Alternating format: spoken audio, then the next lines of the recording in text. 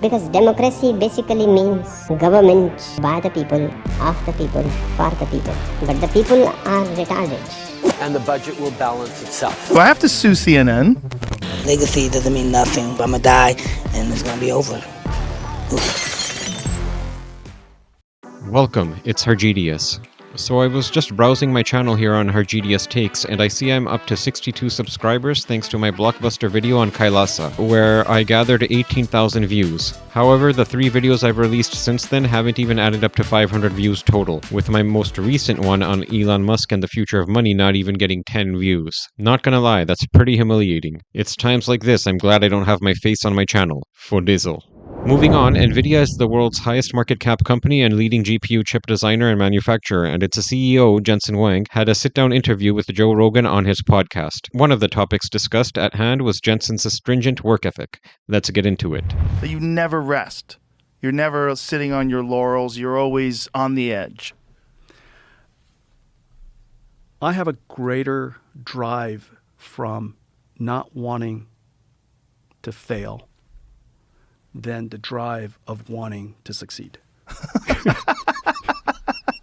Isn't that like success coaches would tell you that's completely the wrong psychology? The world has just heard me say that out loud for the first time. but it's true. Well, that's so fascinating. The fear of failure drives me more than the greed or whatever it is. Well, ultimately, that's probably a more healthy approach, now that I'm thinking about it. Because, like, the fear... I'm not ambitious, for example. I just want to stay alive, Joe. I want the company to thrive, I want us to make an impact. That's interesting. Yeah. Well, maybe that's why you're so humble. Maybe that's what keeps you grounded, Because with the kind of spectacular success the company's achieved, it would be easy to get a big head. No. Right? But isn't that interesting? It's like, if you were the guy that your main focus is just success, you probably would go, well, made it, nailed it, I'm the man. Drop the mic. Instead, you wake up, you're like, God, we can't fuck this up. No, exactly. Every morning. No, every moment. That's crazy. Before I go to bed. Well, listen, if I was a major investor in your company, that's who I'd want running it. I'd want a guy who's terrified of... Yeah. That's what I work. That's why I work 7 days a week. Every moment I'm awake. You work every moment you're awake? Every moment I'm awake. Wow. I'm thinking about solving a problem. I'm thinking about... How long can you keep this up? I don't know, but could be next week. Sounds exhausting. It is exhausting. It sounds completely exhausting. Always in a state of anxiety. Wow. Yeah. Well, but I think there's nothing inconsistent with being a leader and being vulnerable. The company doesn't need me to be a genius, right all along, right all the time, absolutely certain about what I'm trying to do and what I'm doing. The company doesn't need that. The company wants me to succeed.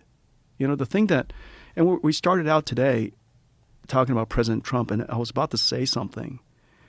And listen, he is my president. He is our president. We should all, and we're talking about just because it's President Trump, we all want him to be wrong. I think the United States, we all have to realize he is our president. We want him to succeed. Because no matter who's president, that's we should have that attitude. Yeah. That's right. Yeah. We want him to succeed. We need to help him succeed because it helps everybody, all of us succeed. And I'm lucky that I work in a company where I have 40,000 people who wants me to succeed. They want me to succeed, and I can tell. And they're all every single day to help me overcome these challenges, trying to realize what I described to be our strategy, doing their best. And if it's somehow wrong or not perfectly right, to tell me so that we could pivot. And the more vulnerable we are as a leader, the more able other people are able to tell you, that Jensen, that's not exactly right, or right. Have you considered this information? And the more vulnerable we are, the more able we're actually able to pivot. If we put ourselves into this superhuman capability, then it's hard for us to pivot strategy. Right. Because we were supposed to be right all along. And so if you're always right, how can you possibly pivot? Because pivoting requires you to be wrong. And so I've got no trouble with being wrong. I just have to make sure that I stay alert, that I reason about things from first principles all the time. Always break things down to first principles, understand why it's happening. Reassess continuously. The reassessing continuously is kind of partly what causes continuous anxiety. Because you're asking yourself, were you wrong yesterday? Are you still right? Is this the same? Has that changed? Has that condition? Is that worse than you thought? But God, that mindset is perfect for your business, though, because this business is ever changing. All the time. And I've got competition coming from every direction. So much of it is kind of up in the air. Whew. And you have to invent a future where 100 variables are included. And there's no way you could be right on all of them. And so you have to surf. Wow. You have to surf. That's a good way to put it. You have to surf. Yeah. You're surfing waves of technology and innovation. That's right. You can't predict the waves. You got to deal with the ones you have. Wow. But skill matters. And I've been doing this for 30. I'm the longest running tech CEO in the world.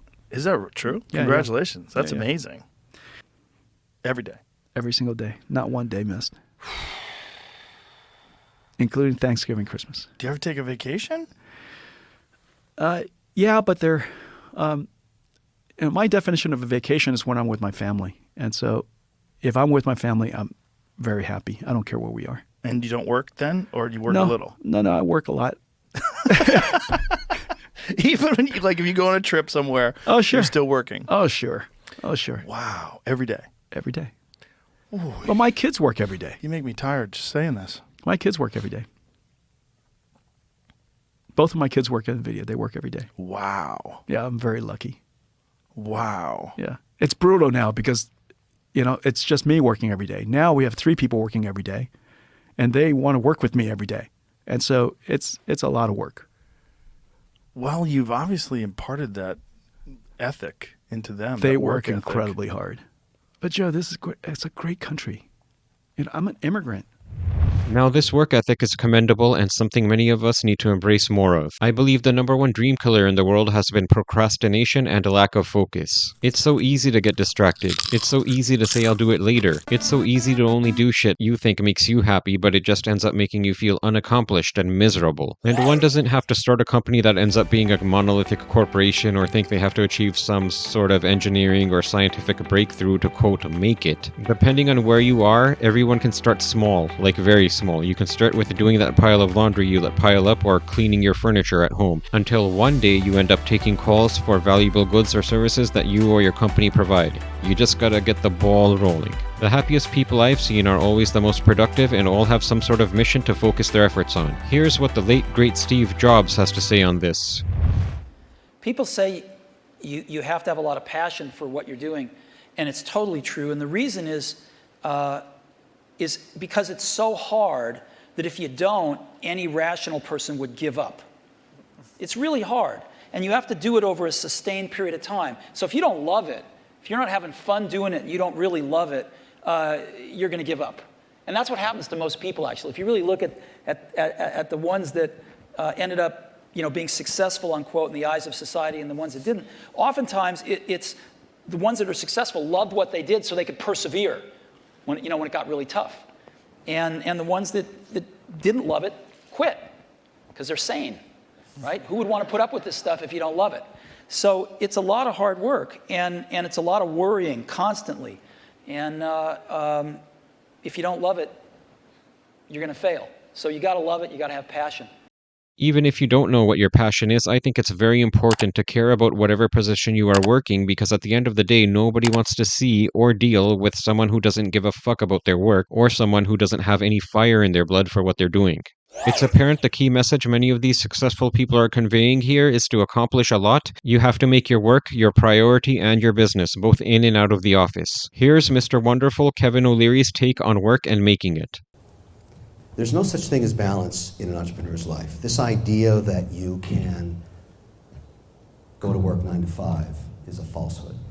It seems this principle can even be applied to personal fitness and training. Here is ultramarathon runner David Goggins. I'm 49 years old. I train every fucking day. 2 hours of cardio every fucking day at least. Along with weight training 4 or 5 days a week. I overtrain like a motherfucker. So a lot of you guys think that's what the fuck you're talking about. No TRT, no creatine. Find a doctor that give it to me. Nothing. Ever. Nothing. I do protein, I eat fucking good. I eat foods that have fucking like 1 or 2 ingredients. None of that bullshit. 49. Find a motherfucker. So what? Too skinny? Run too much? Overtrain? All you motherfuckers out there? Whatever, bro. Guess what? All fucking natural, and you guys don't know what the fuck you're talking about. Get some real fucking knowledge and stop speaking out your fucking ass. Stay hard. Are we set to become workaholics for 2026? Thanks for joining me. Have a Merry Christmas and Happy New Year.